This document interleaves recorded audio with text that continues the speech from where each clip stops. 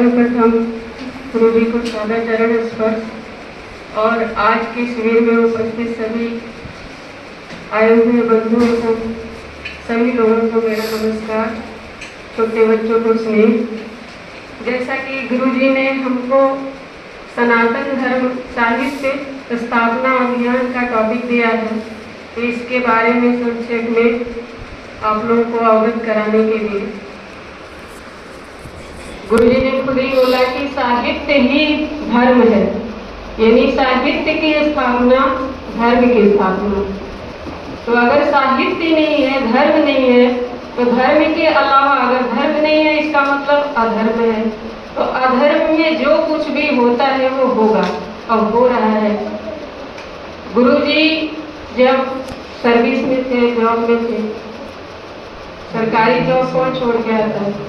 जब गुरुजी ने देखा कि साहित्य इतना दूषित हो गया है, लोग दिग्भ्रमित हो रहे हैं, क्योंकि जो भी पढ़ा लिखा युवा वर्ग होता है वो पढ़ना चाहता है, जानना चाहता है कि सही बात क्या है, हमें कैसे जीवन जीना चाहिए, समाज में समस्याएं हैं, इनका समाधान क्या है। हम लोग भी ऐसे ही ढूंढते हुए गुरु जी के पास आए।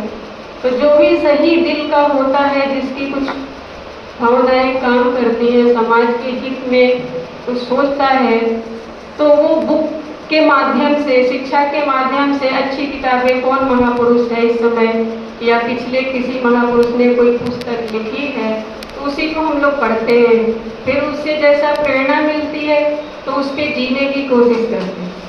लेकिन समाज में जब साहित्य ही शुद्ध नहीं रहेगा तो आगे का कार्यक्रम वैसे जैसे सांचा ही सही नहीं है तो मूर्तियाँ तो गलत होंगी, मूर्तियों का नाक टेढ़ा होगा ही। इसीलिए गुरु जी ने जितने उपनिषद हैं, पुराण हैं, जितनी भी धार्मिक पुस्तकें हैं, अध्यात्म लेवल पे है या सामाजिक स्तर पे है, उन सभी के शुद्धिकरण के लिए गुरुजी हरिद्वार, जो एक ठंडा प्रदेश माना जाता है, जहाँ पे अगर वातावरण अनुकूल हो तो वहाँ लेखन कार्य बहुत सुंदर तरीके से किया जा सकता है। तो गुरुजी यहाँ पे आए। गुरुजी का व्यक्तित्व ही ऐसा है कि वो इस पूरी दुनिया को सुख समृद्धि, न्याय स्थापना, धर्म स्थापना दे के ही जाएंगे, क्योंकि इनको ऐसा नहीं कि इनको करना पड़ रहा है या किसी ने कहा है या कुछ ऐसा मान सम्मान लेना, ऐसा कुछ नहीं है। हमारे गुरु जी का जो एक पर्सनालिटी है इसी लेवल का है, तो जो जैसा होगा वैसा ही काम करेगा। तो इसीलिए गुरु जी हरिद्वार में आए और हरिद्वार में लेखन कार्य लगभग 35 वर्षों से चल रहा है कार्यक्रम। तो इसी के संबंध में लगभग 200 से ज़्यादा किताबें गुरुजी ने लिखी है। अभी भी कार्य चल ही रहा है लेखन का कार्य और चलता ही रहेगा। बहुत सारे पुस्तकें लिखी जा चुकी हैं, लेकिन जब भोजन हो गया है तो उसको परोसने का कार्य, जो एक सनातन धर्म साहित्य स्थापना अभियान गुरुजी ने शुरू किया। और ये जो है कार्यक्रम 8 जनवरी 2025 को देवनगर, जो अपना मध्य प्रदेश सतना में है, वहाँ पे प्रारंभ किया।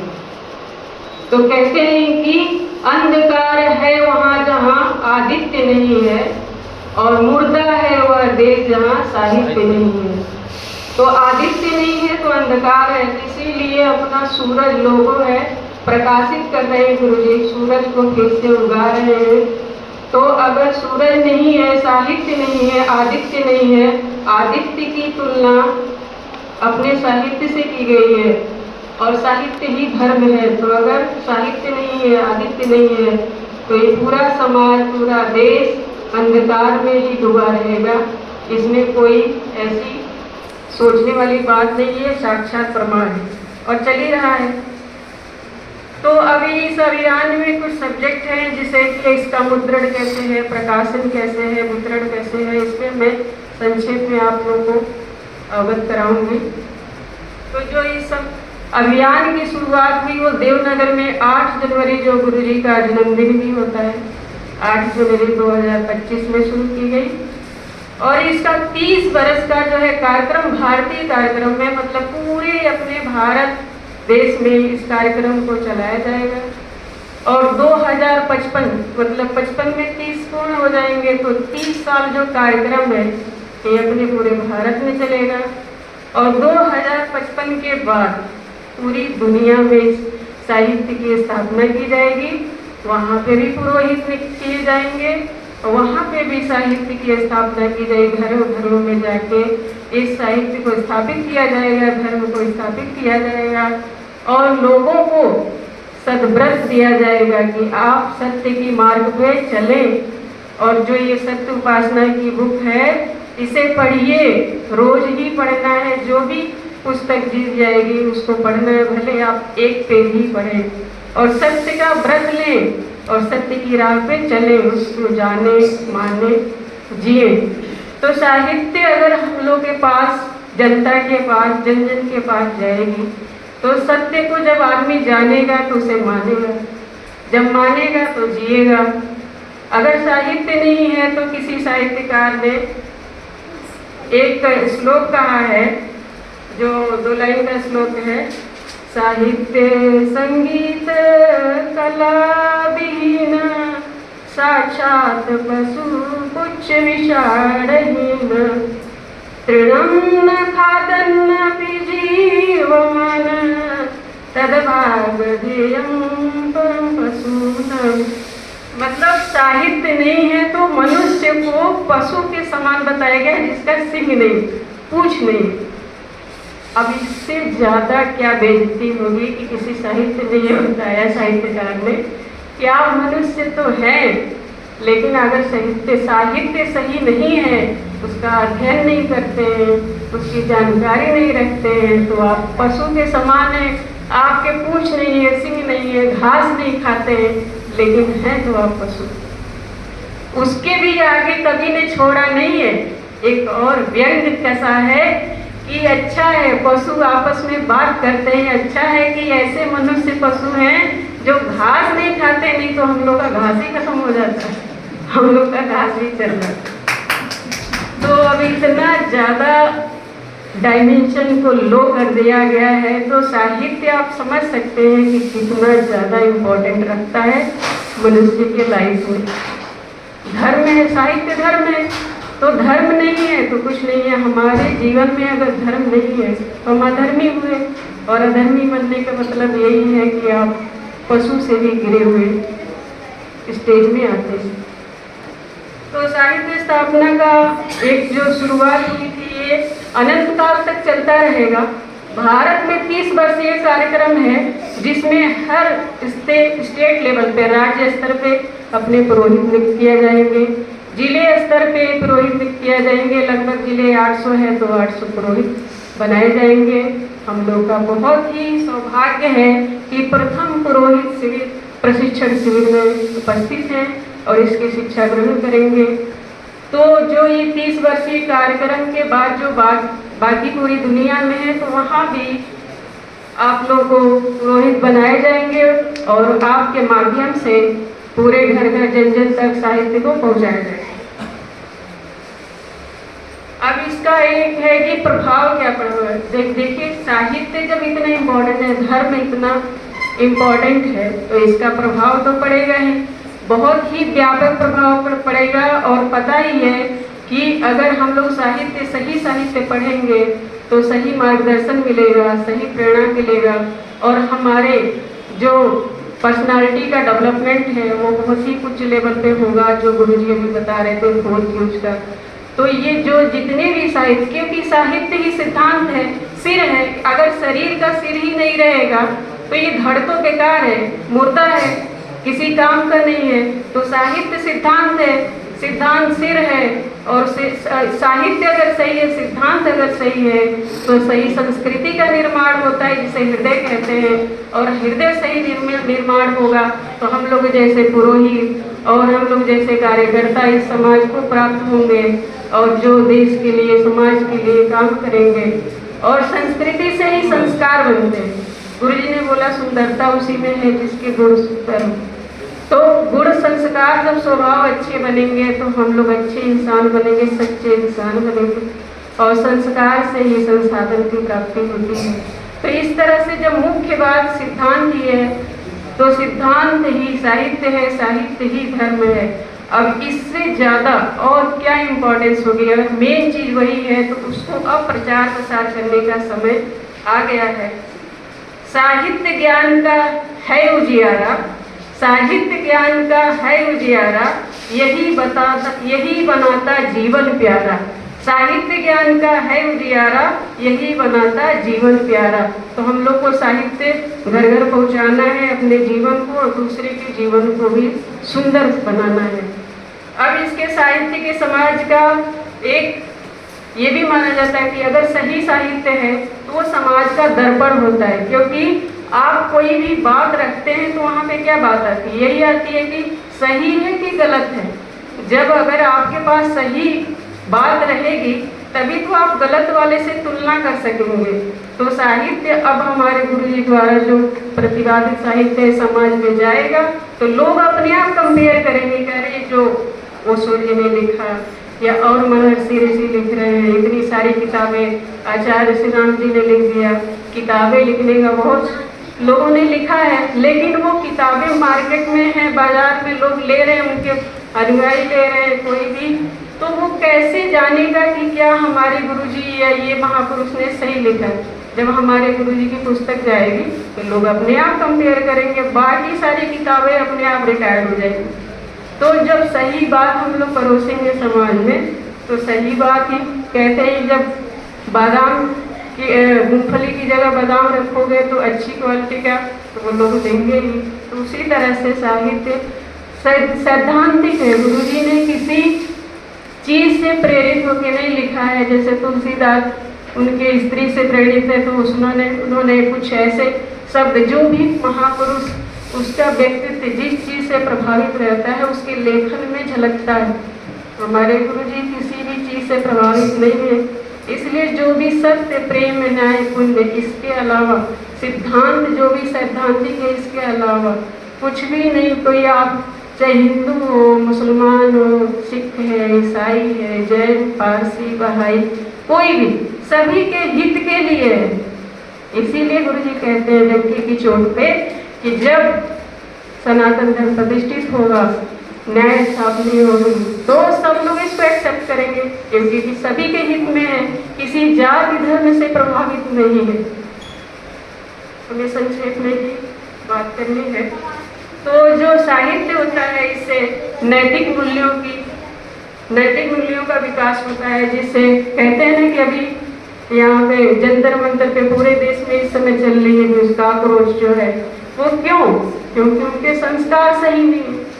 संस्कार कैसे मिलेगा? दर्शन नहीं पढ़ाया गया, सही शिक्षा नहीं मिली, सही साहित्य नहीं मिली, तो वो जो घर से समाज से सही नहीं मिला वहाँ आके गाली बक रहे हैं, इतना अभद्र व्यवहार कर रहे हैं कि उनको देख के लगता है कि ये एजुकेशन मतलब ये स्टूडेंट है क्या? मतलब क्या किसी देश का किसी समाज का स्टूडेंट ऐसा होता है? इतनी बदतमीजी कर रहे हैं वहाँ पे हर लेवल पे। क्यों? क्योंकि सही साहित्य, सही संस्कार, संस्कृति नहीं दी गई है, उनका भी दोष नहीं है। सनातन धर्म साहित्य बनाएगा सुंदर संस्कार, सनातन धर्म साहित्य बनाएगा सुंदर संस्कार। करते रहिए सदा साहित्य का प्रचार प्रसार, करते रहिए सदा साहित्य का प्रचार प्रसार। तो 2055 के बाद पूरे विश्व में हम लोग इसका प्रचार प्रसार करेंगे। और इसका अगला टॉपिक है कि इसका मुद्रण का प्रिंटिंग प्रेस, हम संदेश भैया ने बताया, गुरु जी ने बताया। हमारी जो धर्म संस्थापक संघ के द्वारा संचालित है अपनी सद्धर्म प्रिंटिंग प्रेस, जो रजिस्टर्ड है डीएम ऑफिस में पूरी, इसका जो है आरएनआई ऑफिस में भी इसकी कॉपी जमा है, पूरी तरह से रजिस्टर्ड है। तो इसमें सुचारू रूप से काम चल रहा है। मुझे गुरुजी को लाख लाख धन्यवाद कि मुझे गुरुजी ने इसका इंचार्ज बनाया है और एक जिम्मेदारी दी है। मेरा सौभाग्य है कि इस कार्य को मैं गुरुजी के आशीर्वाद से कर पाती हूँ और यहाँ स्कूल का स्टाफ पूरा सपोर्ट करता है प्रिंटिंग प्रेस में। और गुरुजी ने टीम में रविंदर भैया, नीटू भैया और जो यहाँ के लोकल विनय भैया, ताऊ जी और रुपेश भैया, हमारे वरुण जी, ये लोग हैं जो सहयोग करते रहते हैं, जिस वजह से ये सुचारू रूप से पुस्तक का छपाई चलता है। हमारे संदेश भैया कंप्यूटरोग्राफी का करते हैं, पूरा सहयोग रहता है, जिससे वो सुचारू रूप से चल रहा है। तो आगे भी ये अनंत काल तक हम लोग छापते रहेंगे पुस्तक और घर घर तक, जन जन तक पहुंचाते रहेंगे। ये हम लोग का उद्देश्य है। प्रकाशन इसका जो हमारे गुरुजी जो धर्म संस्थापक संघ के संस्थापक मार्गदर्शक हैं, तो DSS के द्वारा प्रकाशित होता है पुस्तक और होता रहेगा। वितरण के लिए ही हम लोग यहाँ उपस्थित हैं। अब क्या है कि वितरण ऐसे ही थोड़ी सिस्टमेटिक ढंग से पुरोहित बना दिया जाएगा, एरिया दिया जाएगा, जिसको जो जिला दिया जाएगा, जिस जिले का प्रभारी होगा, वो उसकी पूरी जिम्मेदारी होती है कि उस जिले की वो एक तरह से माई बाप है, क्योंकि पुरोहित ही मतलब उस एरिया का, उस पुर का, उस देश का, उस जिले का वही एक तरह से पिता है। मतलब उस जैसे अपने बच्चे की केयर करते हैं, वैसे उसको उसके जिले की केयर करना है कि वहाँ पर लोग अच्छे से उनको शिक्षा मिल नहीं रही है कि नहीं मिल रही, तो हॉस्पिटल, विद्यालय स्थापित करेंगे। उनके घरों में धर्म की स्थापना मतलब साहित्य की स्थापना की जाएगी। उनको सद्व्रत दिया जाएगा ताकि वो अच्छी तरीके से अपने जीवन को सही मार्ग से जीते हुए एक सच्चा और नेक इंसान बने और इस समाज में अच्छा काम करें। इस समाज में जो दुख दरिद्रता है, इतनी लड़ाई झगड़े हैं, वो खत्म हुए, वो समाप्त हुए। तो वितरण का कार्य इस तरह से, और गुरुजी आगे डिटेल में बताएंगे। तो वितरण का कार्य पुरोहितों के द्वारा होता रहेगा। और सही जानकारी, वितरण अगर नहीं होगा तो ये पुस्तक घर घर कैसे जाएगी? पुस्तक को हम लोग को घर घर भेजना है, क्योंकि जब लोग पढ़ेंगे, जानेंगे, जानकारी हासिल करेंगे, तभी उसको अपने जीवन में उतार पाएंगे। हम लोग भी जितना समझते थे, लेकिन जब गुरुजी से पास आए, जाने समझे, तो उसको मानने जीने की पूरी कोशिश करते हैं हम लोग। और इसी वजह से हम लोग के धीरे धीरे स्वभाव में भी परिवर्तन होता आ रहा। आखिरी में मैं यही कहना चाहूंगी, आखिरी में एक 2 लाइन का है, साहित्य पढ़ो व्यक्तित्व निखारो, साहित्य पढ़ो व्यक्तित्व निखारो, जीवन को सुंदर और संवारो। तो साहित्य को पढ़ते रहना है, लोगों को पढ़ाते रहना है। एक पुरोहित जो है एक अच्छा टीचर होता है, जो पढ़ाता है, समझाता है और लोगों को बताते रहता है, मार्गदर्शित करते रहता है, एक तरह से गुरु की तरह होता है। एक इसी संबंध में श्लोक है कि जो सज्जन लोग हैं उनको क्या करना चाहिए। काव्य शास्त्र विनोदेन कालो गच्छति धीमताम्, व्यसनेन च मूर्खाणां निद्रया कलहेन वा। जो बुद्धिमान है, सच्चे लोग हैं, वो अपना कीमती समय सच्चे साहित्य को, सैद्धांतिक साहित्य को पढ़ने में व्यतीत करते हैं, अध्ययन करने में, काव्य को, शास्त्र को पढ़ने में व्यतीत करते हैं। और जो दुर्वृत्ति से दूषित लोग हैं, वो व्यसन में, लड़ाई में, झगड़े में, नींद में अपना टाइम बर्बाद करते हैं।